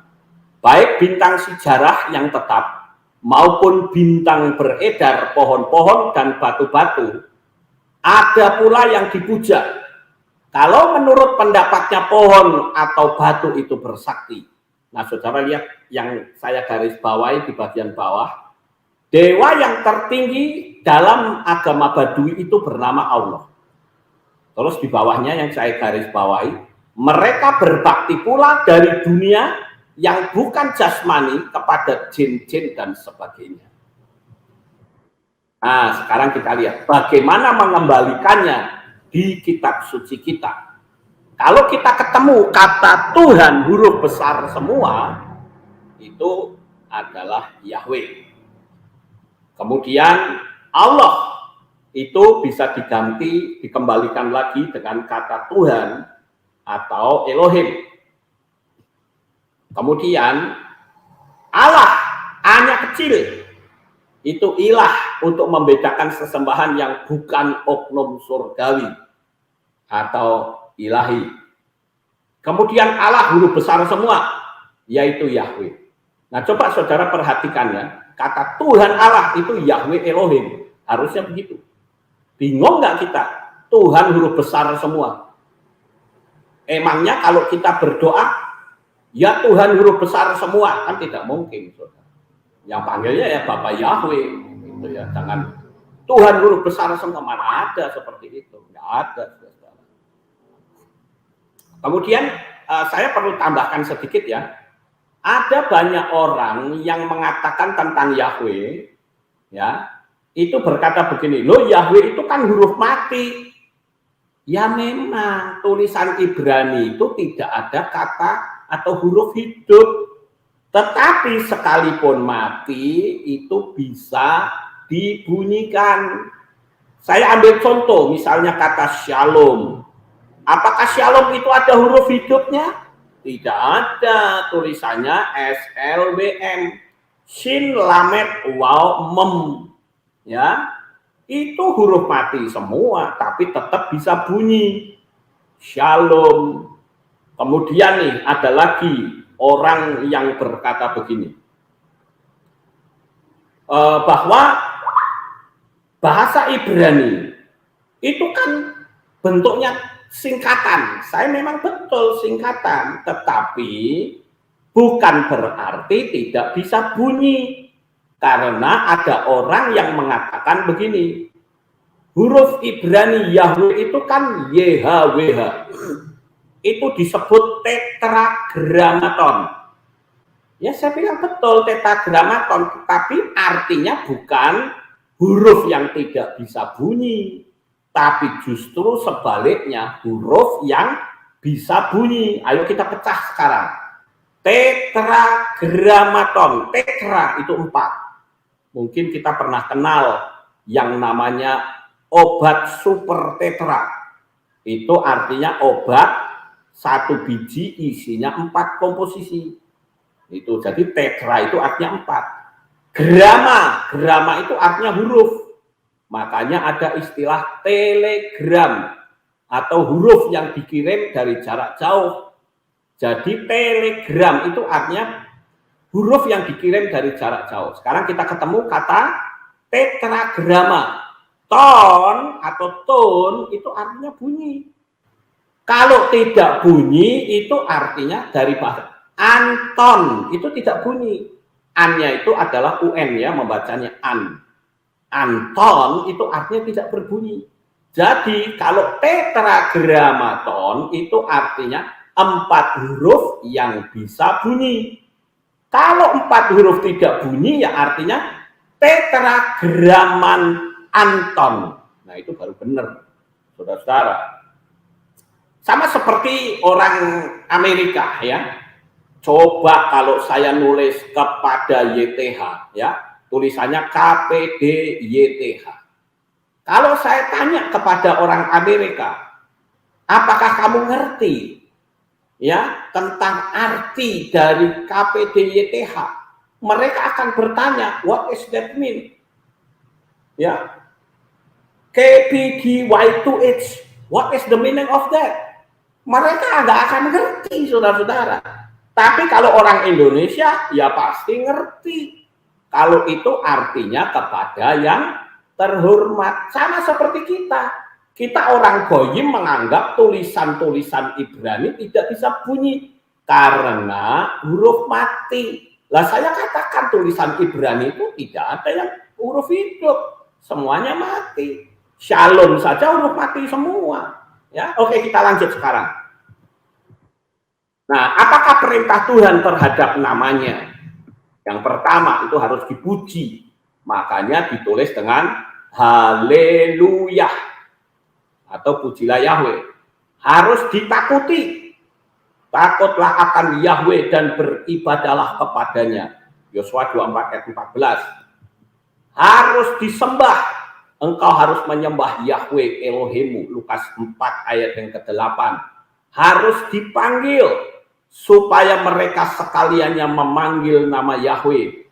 Atau ditambah lagi dengan 1 Tawarikh 16 ayat 8, Mazmur 105 ayat 1, Yesaya 12 ayat yang keempat, gitu. Kemudian harus dihormati. Hormatilah Yahweh ya, menjadi milik kesayanganku, Maleakhi 3, 16, 17. Kemudian harus diagungkan. Nah, ini penting nih, harus diagungkan. Aku akan mengagungkan dia dengan nyanyian syukur. Nah, sekarang yang jadi pertanyaan kita ini menyanjung Bapak Yahweh atau tidak dalam pujian? Yang ada adalah Allah kita heran dan besar. Oh, bukan Tuhannya kita kok. Besar bagaimana? Itu. Kalau kita nggak ngerti ya nggak masalah. Tapi kalau sekarang sudah ngerti, itu akan sangat menyinggung hati Bapa. Kemudian 7, harus dikuduskan. Makanya Yesua mengajarkan, Bapa kami yang di sorga, dikuduskanlah namamu. Bagaimana nama Bapak Yahweh dikuduskan? Lawang diganti dengan nama sesembahan lain, ya nggak bisa kudus kalau begitu, saudara. Kemudian dimasyurkan, supaya namaku dimasyurkan. Keluaran atau Shemot pasal 9 ayat 16 dan Roma 9 ayat 17. Kemudian dipermuliakan. permuliakanlah Yahweh Elohimmu. Yeremia 13 ayat 16. Tidak boleh disebut dengan sembarangan. Di Shemot 20 ayat 7. Kamu jangan menyebut nama Yahweh Elohimmu dengan sembarangan. Nah, ini yang sering dikutip oleh para pendeta yang mengatakan nama Yahweh itu tidak boleh disebut. Ya keliru, saudara. Nama Yahweh itu boleh disebut, tapi kalau disebut dengan sembarangan, itu yang tidak boleh. Ayo saya buat sebuah contoh kalimat. Jangan membuang sampah sembarangan. Sampah boleh dibuang atau tidak? Boleh, cuman jangan sembarangan. Kalau membuang sampah sembarangan, itu artinya kita membuang sampah di kamar tidur, kita membuang sampah di ruang tamu, kita membuang sampah di dapur, ya itu namanya sembarangan. Tapi kalau membuangnya di tempat sampah, ya betul, tidak sembarangan. Sama seperti menyebut Yahweh Elohim dengan sembarangan. Bukan berarti tidak boleh disebut. Boleh, cuman yang sembarangan tidak boleh. Sembarangan itu yang seperti apa? Menyembah Yahweh dengan sembarangan artinya apa? Menyebut nama sembarangan. Misalnya, saya minta hutang kepada orang lain. Tolong dong aku diutangi dalam nama Yahweh, nanti Senin tak bayar. Itu sembarangan, saudara. Nama Yahweh dibuat untuk dagelan atau untuk guyon, itu juga sembarangan. Nama Yahweh dipakai untuk sumpah, itu juga sembarangan. Nama itu kudus, tidak boleh dipakai untuk sumpah. Nama Yahweh untuk membunuh, itu juga tidak boleh. Itu yang disebut dengan menyebut Yahweh dengan sembarangan. Kita lihat, nama yang mulia ini sekarang sudah lenyap dan tidak kedengaran lagi. Ini tanggung jawab kita semua loh, saudara. Baca kitab Maleakhi pasal 2 ayat 1 sampai 2 dan Ibrani 10 ayat 26 sampai ayat 27. Nanti saudara baca sendiri ya. Kemudian Wahyu atau Gilyahna pasal 14 ayat 1 dan pasal 22 ayat 4. Ya nanti saudara baca sendiri di Roma. Kemudian bagaimana jika ada yang bertanya? Nah ini saya kumpulin nih pertanyaan. Saya pakai Allah buktinya diberkati, kenapa harus mengganti dengan Yahweh? Ya, saya kasih jawaban saudara-saudara. Jangan materi dijadikan sebagai indikator. Tapi pakailah firman sebagai indikatornya. Pelacur, koruptor, gembong narkoba lebih banyak duitnya dari kita. Tapi apakah itu bisa disebut mereka orang benar? Orang-orang Rusia yang anti dengan agama pun hidupnya diberkati. Apakah itu menjadi tolak ukur bahwa mereka orang benar? Ya tidak. Indikatornya kembali ke firman Tuhan. Nah, inilah pendeta yang konsekuen dengan tetap berpihak pada Allah. Jadi jangan tanggung, pilih sekarang Allah atau Yahweh. Ini saya tunjukkan seorang pendeta yang meninggalkan kekristenan karena memanggil Allah. Nah ini dia. Dia bikin buku, judulnya itu Injilku yang Ternoda. Ditulis oleh Rudy Mulyadi Forse. Ini mantan pendeta katanya. Dan Yusuf Ismail Al-Hadid. Nah saudara lihat, ini penulisnya ya. Rudy Rudolf Otto Forse. Ya, begitulah nama asli beliau, lahir pada tanggal 28 Februari tahun 1939 dan seterusnya. Ya. Nah, nanti saudara ini ya yang tulisan ini bisa dihentikan, kemudian saudara bisa baca ya supaya nggak berlama-lama di sini. Kalau saya membaca ini lama nanti. Yang penting nanti saudara di pause, kemudian bisa dilihat, dibaca sendiri. Kemudian ini juga, ini kalimat syahadat dalam Injil. Ya, dia kutip kitab Yohanan atau Yohanes 17 ayat 3. Inilah hidup yang kekal itu, yaitu bahwa mereka mengenal Engkau satu-satunya Allah yang benar dan mengenal Yesus Kristus yang telah Engkau utus. Nah, ini yang agak sedikit kurang tepat itu ini, saudara. Satu-satunya Allah yang benar. Engkau ini siapa? Allah atau Yahweh? Nah, ini harus jelas Bapak Ibu. Ya, kita lihat lagi. Nah, ini dia. Ada yang berkata, yang penting kan nama Yesus. Nah, saya katakan, nama Yesus saja salah. Nanti kita akan bicara tentang nama Yeshua setelah nama Yahweh dan Allah ini selesai. Ya, supaya tuntas, nggak usah tanggung, saudara-saudara. Itu kan pendapat manusia, tapi bagaimana dengan Yeshua sendiri? Dia justru menyatakan nama besar Bapa Yahweh di dalam kitab Yohanes 17 ayat 6. Dan Yeshua itu sendiri adalah Yahweh yang turun ke dalam dunia ini. Itu saudara bisa lihat di Yohanes 10 ayat 34, di sana dikatakan Ani amarti Elohim atem fi elion kulhem. Ya.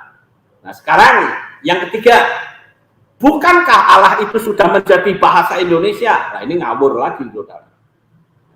Kalau memang sudah menjadi bahasa Indonesia, berarti Pancasila akan berbunyi kealahan yang Maha Esa. Tapi faktanya kan tidak. Faktanya kan ketuhanan, karena Tuhan itu generic name. Tuhan itu banyak. Tuhan siapa? Allah bisa dijadikan Tuhan, Yahweh bisa dijadikan Tuhan, Maria bisa dijadikan Tuhan, apa saja bisa. Kemudian 4, sekalipun mulut kita berkata Allah, yang penting hatinya kan tertuju pada Yahweh. Wah, ini ngawur ini. Saya jawab begini, bolehkah kita berkata Kuan Kong yang maha besar, yang penting hatinya kepada Yeshua? Tentu tidak, bukan? Di dalam kitab Matius pasal 12 ayat 34, di sana dikatakan, dan ayat Matius 12 ayat 37, karena menurut ucapanmu engkau akan dibenarkan, dan menurut ucapanmu pula engkau akan dihukum. Jadi jangan kita berkata, ya saya ngucapin Allah, yang penting hati kita kepada Yahweh. Lah kalau hatinya sudah kepada Yahweh, ngapain mulutnya berkata Allah? Kan begitu, saudara-saudara. Ya, kita lanjut lagi. Ada yang berkata, yang penting kan hati, bahwa kita mengasihi Tuhan. Justru kalau hati kita mengasihi Tuhan, tentu kita tidak rela kalau nama besar Bapak Surgawi diganti dengan nama berhala. Matius 12 ayat 34. Nah, lalu ada lagi yang bilang, kita kan sudah biasa pakai kata Allah, toh ada mujizat. Ya, sekali lagi, semua agama punya mujizat. Dukun pun bisa bikin mujizat. Jadi mujizat tidak boleh menjadi indikator suatu kebenaran.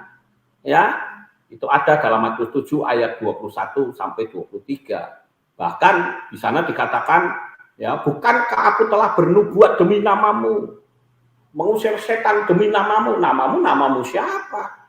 Kan harus jelas. Karena apa? Setan juga bisa bikin mujizat, saudara-saudara. Kemudian kita lanjut. Ada yang berkata, kenapa dari dulu hal ini tidak pernah dipersoalkan? Justru Bapak Yahweh itu selalu mempersoalkan namanya yang berulang kali berusaha dihilangkan. Saudara lihat, Kejadian atau Bereshit pasal 4 ayat 26, itu orang sudah memanggil nama Yahweh loh. Tapi akhirnya hilang. Dan waktu Mose diutus, dia tanya tentang siapa namanya. Itu di kitab Shemot atau Keluaran 3 ayat 14 dan 15. Nah, sayangnya saudara-saudara, banyak teman-teman saya pendeta ini yang dikutip selalu ayat 14. Itu pun terjemahannya keliru. Asher katanya, aku adalah aku. Tapi terjemahan yang betul, aku ada, yang aku ada. Lalu mereka bilang, tuh lihat, Musa ditanyakan tanya sama Bapak Yahweh, katanya namanya siapa? Bapak Yahweh nggak nyebut tuh, nyebutnya Ehyeh Aser Ehyeh. Ya saya bilang, ya iyalah, karena membacanya ayat 14. Coba baca ayat 15-nya. Di situ baru nama Yahweh itu muncul. Kemudian nama Yahweh hilang lagi. Di Hosea 11 ayat 7. Nama Yahweh diganti dengan nama berhala. Nama Yahweh hilang lagi, diganti dengan Adonai. Itu peristiwa pembuangan di Babel. Akhirnya Yahweh memakai bangsa-bangsa dalam kitab Zefanya 3 ayat 9 sebagai penggenapan pemulihan segala sesuatu di akhir zaman, semakin dekat kedatangan Yeshua HaMasyiah. Kisah Rasul 3 atau Mases Likim pasal 3 ayat 21. Jadi inilah suatu anugerah Tuhan kepada kita. Coba saudara baca Yeremia 24 ayat 7. Aku akan memberi mereka suatu hati mengenal aku, yaitu bahwa akulah Yahweh. Mereka akan menjadi umatku dan aku ini menjadi Elohim mereka. Sebab mereka akan bertobat kepadaku dengan segenap hati. Jadi saya katakan, untuk apa kita mempertahankan nama asing yang bukan dari Israel? Kemudian Yohanes 17 ayat 3-6. Inilah anugerah hidup yang kekal, yaitu karena kita mengenal nama Yahweh, saudara-saudara. Kemudian di Matius 11 ayat 27. Semua telah diserahkan kepadaku oleh Bapakku, dan tidak seorang pun mengenal Putra selain Bapa, tidak seorang pun mengenal Bapa selain Putra, dan orang yang kepadanya Putra itu berkenan menyatakannya. Saudara perhatikan di situ kata mengenal. Betulkah kita mengenal Tuhan yang benar, yang bernama Yahweh? Atau kita mengenalnya kepleset, bukan lari ke Israel, malah lari ke Arab. Nah ini kan keliru, saudara-saudara. Nah sekarang saya akan masuk ke nama Yeshua. Yeshua itu ditulis dengan huruf Ibrani, Yod, Shin, Wa, Ayin. Perlu saudara ketahui bahwa huruf Ibrani itu berbeda dengan huruf Latin. Huruf Ibrani itu punya hurufnya sendiri, kemudian dia punya piktograf seperti tulisan Cina. Tulisan Cina itu piktograf atau gambar yang dibentuk dengan huruf. Kemudian filosofi dari huruf itu sendiri dan nilai gematria itu huruf Ibrani, saudara. Saya ambil contoh, misalnya huruf Ibrani itu kan abjadnya begini. Alef, Bet, Gimel, Dalet, He, Waw, Zayin, Khet, Tet, Yod, Kaf, Lamet, dan seterusnya. Nah saudara lihat kata Alef itu punya arti atau punya gambar itu sebagai kepala sapi, tetapi punya arti strong atau kuat. Alef juga punya arti divine atau sesuatu yang sifatnya ilahi. Ya, itu Alef. Alef itu juga artinya Tuhan. Nah, Bet itu artinya rumah. Seperti kata Betel. Betel itu singkatan dari Bet Elohim. Bet itu rumah, El itu Elohim atau Tuhan. Jadi Betel artinya rumah Tuhan. Kemudian, saudara lihat teks kedua ini. Sem Elohe. Sem Elohe itu artinya nama Tuhan. Nah saudara lihat ya, yang huruf Yeshua itu Yod, Shin, Wa, Ayin. Yod itu nilainya 10, karena saya tadi bilang ada angka gematria. Shin itu 300, Waw itu 6, Ayin itu 70. Nanti next time kita akan belajar tentang huruf Ibrani dan nilai-nilainya. Ya, tapi kali ini saudara percaya aja bahwa Yod itu nilainya 10, Shin itu 300, Waw itu 6, Ayin itu 70. Nilainya 386. Sem Elohe yang artinya nama Tuhan. Shin, Mem, Alef, Lamet, He, Yod. Shin itu 300, Mem 40, Alef 1, Lamet 30, He 5, Yod 10, nilainya sama 386. Jadi jelas dari digital ini, maka jelaslah bahwa Yeshua itu adalah Sen Elohim atau nama Tuhan. Nah sekarang saudara lihat di bagian bawah, kata Yahweh in Messiah atau Yahweh di dalam Mesias itu ditulis dengan Yod He Waw He Bet Mem Shin Yod He. Nah saudara lihat itu angka gematrianya itu jumlahnya sama 386. Yahweh dalam Mesias. Mesiasnya siapa? Ya Yeshua. Nah sekarang begitu juga dengan ini sudah tadi ya. Nah sekarang Bapak Ibu, nanti saudara akan temukan orang yang mengatakan namanya bukan Yeshua tapi Yahshua, Yehoshua katanya. Nah orang bisa saja mengatakan seperti itu. Tapi kalau kita mau tahu kebenarannya, kita lihat dengan angka. Kalau angka kan tidak bisa dibohongi, saudara. Kalau orang bilang Yahshua, itu diambil dari kata Yah, itu Yahweh, Shua artinya menyelamatkan.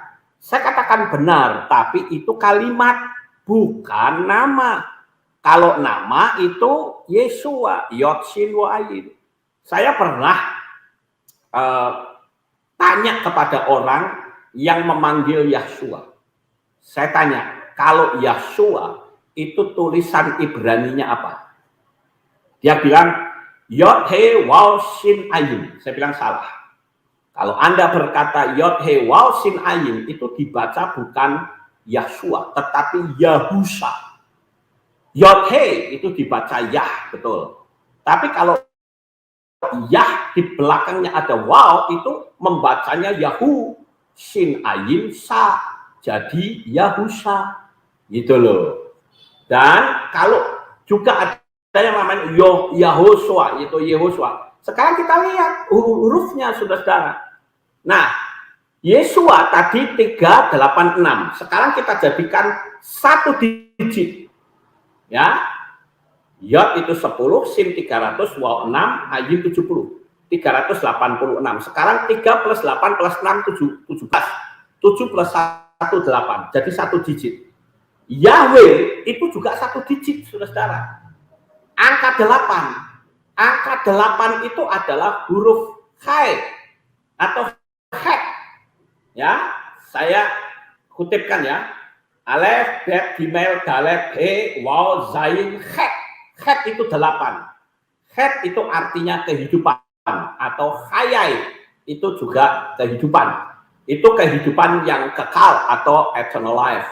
Ya, kita lihat yang berikutnya. Nah, kalau saudara membaca di dalam kitab Tehillim atau Mazmur pasal 53 ayat 6, ya, di situ ada dikatakan Elohim Sebut Amo. Dalam bahasa Inggris, when God the captivity of his people, atau Tuhan memulihkan umat manusia. Kalau kita dalam bahasa Indonesia maupun Inggris, kita nggak tahu siapa nama yang memulihkan manusia. Tapi kalau kita menggunakan teks Ibrani akan ketahuan. Itu saudara lihat ya, kata Elohim yang atas kiri ya, ada panahnya itu. Elohim itu ada Yod. Yod, kemudian dikasih interval 1, Shin yang bawah ya, bawah kanan. Kasih interval 1 huruf jadi Waw. Kasih interval 1 huruf lagi jadi Ayin. Bacanya apa? Yeshua. Jadi jelas di situ. Siapa yang memulihkan umat manusia itu adalah Yeshua. Melalui apa? Melalui darahnya yang kudus. Nah sekarang di situ ada Yeshua di interval 24 huruf. Dimulai huruf Yod. Ya, itu di kitab Sakaria 11 ayat 12. Nanti saudara baca sendiri deh, ya. Nah, kalau dalam bahasa Inggris kan saudara tahu tuh, di sana dikatakan my prince and if not forbear to, kemudian apa? So thy wait, my prince 30 dan seterusnya. Saudara lihat ini ya. Itu setiap ada interval 24. Ini kan Yod paling atas kiri ada tanda panah. kemudian dihitung 24. 1, 2, 3, 4, dan seterusnya sampai 24, ketemu huruf shin. Kemudian di interval yang lain lagi akan membentuk huruf waw. Di interval yang lain lagi huruf ain. Jadi ketemu nama Yesua. Nah, kalimat apa itu? Silahkan nanti saudara lihat sendiri, sangat jelas. Ini supaya cepat waktunya ya. Kemudian ini juga sandi nama Yesua yang tersembunyi ini menunjukkan dengan jelas bahwa mereka yang membencinya bersekongkol untuk melawan dia. Nah, di situ tertulis ini ya, Yasbu Ra'ah. Ya, itu kalau ditulis di Mazmur 41 ayat 7, itu sangat jelas sekali, saudara. Ada kata Yod, Waw, Ain, ya. Kemudian kita lihat di sini kata Jesus Christ. Nah, sekarang coba saudara boleh buktikan masuk ke Google Translate. Kemudian ketik kata Jesus Christ, lalu diterjemahkan dalam bahasa Ibrani. Maka di sana akan tertulis Elohim Adirim, saudara. Jesus Christ itu diterjemahkan jadi Elohim Adirim. Apa itu Elohim Adirim? Nah, Elohim Adirim itu artinya Tuhannya orang sombong. Adir itu artinya meninggikan diri. Ya. Kemudian, nah ini ada salah satu prasasti yang ditemukan ya. Ini ada tulisan Dekian Latov Minchama Yeshua Has Sahada Lemin Khama Shin, itu hilang yang belakang ya. Itu membuktikan bahwa nama Yesua itu ada. Saudara lihat itu di tengah-tengah yang warnanya pink ya, ada huruf Yod Shin Wa Ayin. Nah, kemudian saudara, di kitab Yohanan atau Yohanes 19 ayat 19-20, di situ Pontius Pilatus itu menulis prasasti. Nah, kalau saya tanya semua orang Kristen, prasasti itu tulisannya apa? Mereka selalu mengatakan INRI. Betul, INRI itu singkatan. Singkatan dalam tulisan bahasa Latin yang kepanjangan dari Yesus Nazarenus Rex Judaeum. Dan bahasa yang kedua itu kan bahasa Latin. Bahasa yang keduanya adalah bahasa Yunani, yaitu ditulis dengan Yesus ho Nasoraios ho Basileus ton Yudaion. Itu artinya sama. Yesua orang Nazaret, raja orang Yahudi. Nah, sekarang dalam bahasa Ibraninya apa? Nah, ini tulisan yang paling bawah itu, saudara. Itu dibaca Yesua Hanatsri Wamelech Yehudim. Ada orang yang menyangkali dan berkata, mana ada Yehudim, adanya Yehudim saja. Ya, saya bilang, Anda ngerti tata bahasa atau tidak? Itu kan yang dikenal dengan hakibur. Itu dalam bahasa Inggris itu istilahnya to be. Begitu, Bapak Ibu. Nah, ini dia. Yesua Hanasrit Wamelech Yehudim. Sekarang diambil huruf depannya saja. Yod He Wah He. Itu adalah Yahweh, saudara. Jadi yang disalib itu siapa? Yahweh yang menjadi manusia. Makanya tulisan Yahweh, Yod He Wah He itu kalau dijadikan huruf piktograf, maka akan membentuk sebuah kalimat. Behold the hand, behold the nail. Artinya apa? Lihatlah tangan, lihatlah paku. Itu mengarah kepada siapa? Mengarah kepada Yesua. Nah, Yahweh nama sang pencipta dan Yesua nama sang juru selamat. Selama ini Bapak Ibu, orang berpikir bahwa simbol kekristenan itu adalah salib. Saya bilang salah. Simbol kekristenan yang betul itu adalah menorah. Yang seperti saudara lihat itu, kaki Dian yang berkepala 7. Itu huruf Yesua, itu kepalanya 7 loh. Ya, jadi itulah Yesua, saudara. Kalau salib, Sebetulnya ratusan tahun sebelum Yesua datang, simbol salib sudah ada. Itu yang dikenal dengan agama Babel kuno. Dan salib menurut Rasul Paulus, salib itu adalah simbol kutuk. Begitu. Sedangkan salib itu sendiri hanya alat eksekusi. Saya yakin kalau Yesua hidup di zaman sekarang, eksekusinya bukan salib. Eksekusinya bisa saja suntik mati, atau kursi listrik, atau senapan. Jadi itu hanya sebuah alat, tapi simbol jemaat Bapa Yahweh itu adalah kaki dian. Saudara bisa lihat di dalam kitab Kilyahna atau kitab Wahyu. Ketujuh kaki dian itu adalah ketujuh jemaat. Kan jelas di situ, saudara. Kita lihat yang berikutnya. Nah, sekarang ini yang terakhir ya. Saudara lihat itu nama Yahweh yang atas sendiri itu. Yod He Waw He. Nah, sekarang nama Yahweh diputar balik ya. Maka akan membentuk seperti huruf di barisan kedua. Sekarang nama Yahweh setelah diputar balik dijungkir balikkan, saudara. Setelah dijungkir balik dipres. Nah, setelah dipres dikasih warna hitam. Coba saudara, itu sama persis dengan tulisan alif lam lam ha. Jadi kalau saudara memanggil nama Allah, sama saja menjungkir balikkan nama Yahweh. Begitu juga sebaliknya. Kalau saudara memanggil nama Yahweh, sama saja menjungkir balikkan Allah. Jadi dengan demikian Bapak Ibu, jelaslah sudah bahwa kita tidak perlu lagi memanggil nama-nama sesembahan yang lain. Nah, inilah yang saya bisa sampaikan. Terima kasih, Bapak Yahweh memberkati. Saya kembalikan kepada Sis Kathy.